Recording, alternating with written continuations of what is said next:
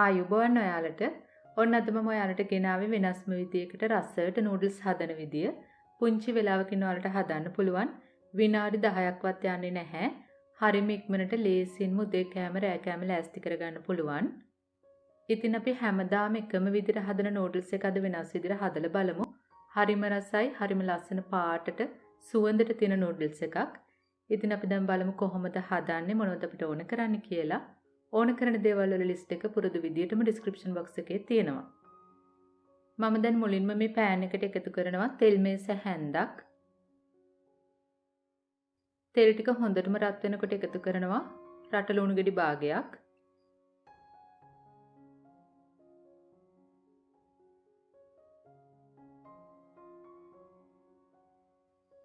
ලුණු ටික රන්වන් පාටට එනතුරුම මෙන්න මේ වගේ හොඳට බැද ගන්න. මෙන්න මේ වගේ ලස්සන පාටට ආවට පස්සේ මම එකතු කරනවා අමු මිරිස් කරල් 2-3ක් චොප් කරලා, කරපිංච ඉත්තක්,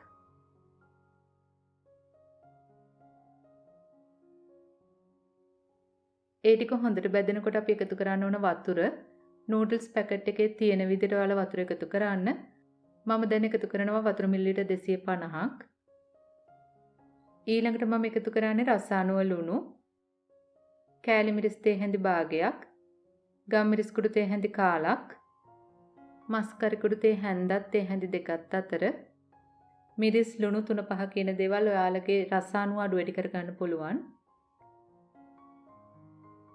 මම ඊළඟට එකතු කරනවා කහ කුඩු තේ හැඳි 8න් එකක්.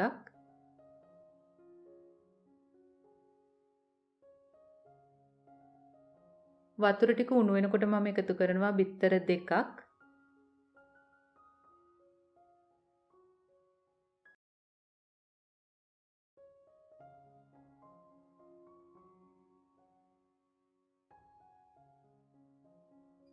දැන් ඔයාලා කැමති නම් බිත්තර 2 මේ විදිහටම තියෙන දෙන්නත් පුළුවන්.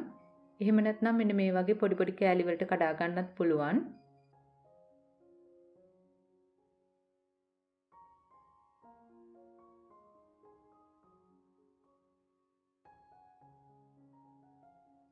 වතුර ටික දැන් හොඳට මුණු වෙලා තියෙන්නේ. මම දැන් එකතු කරනවා අපේ නූඩල්ස් එක. ෂෙනික නූඩල්ස් පැකට් එකක් තමයි මම එකතු කරන්නේ.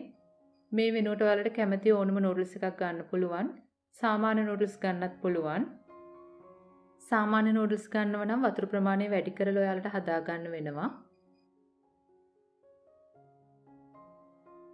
දැන් නූඩල්ස් ටික තැම්බිලා වතුර ටික හිඳෙන තුරු කවලම් කර කර හදා ගන්න. දැන් ඔයාලා කැමති නම් මෙන්න මේ තරමේදී ලිප ඔෆ් කරන්නත් පුළුවන්. එහෙම නැත්නම් හොඳටම මේක වියලෙන්න දීලා ලිප ඔෆ් කරන්නත් පුළුවන්. ඒක ඔයාලගේ කැමැත්ත අනුව හදා ගන්න පුළුවන්.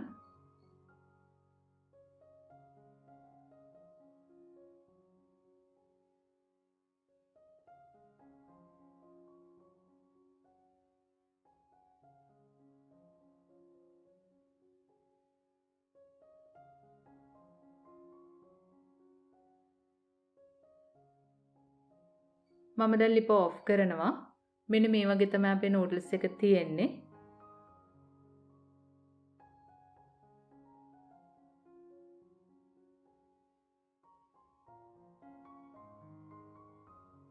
දැන් මේ නූඩල්ස් එක පිළිගන්නවද්දී උණුවෙන්ම පිළිගන්නවන්න.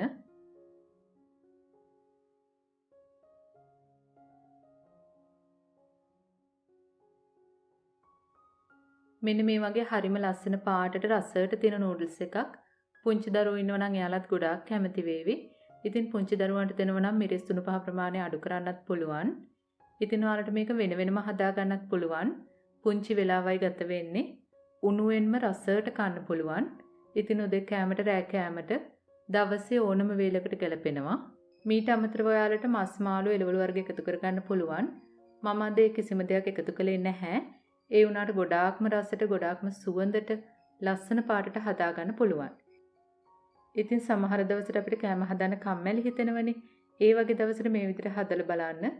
ගෙදර හැමෝම කැමති වේවි. ඉතින් මේ වීඩියෝ එක ගැන ගැටළු යෝජනා තියෙනවා නම් පහලින් කමෙන්ට් එකක් දාන්න. අපි ආයෙත් මේ වගේම රසබර වීඩියෝ එකකින් හමු වෙමු. එතකන් ඔයාලට සුබ දවසක්. ස්තුතියි.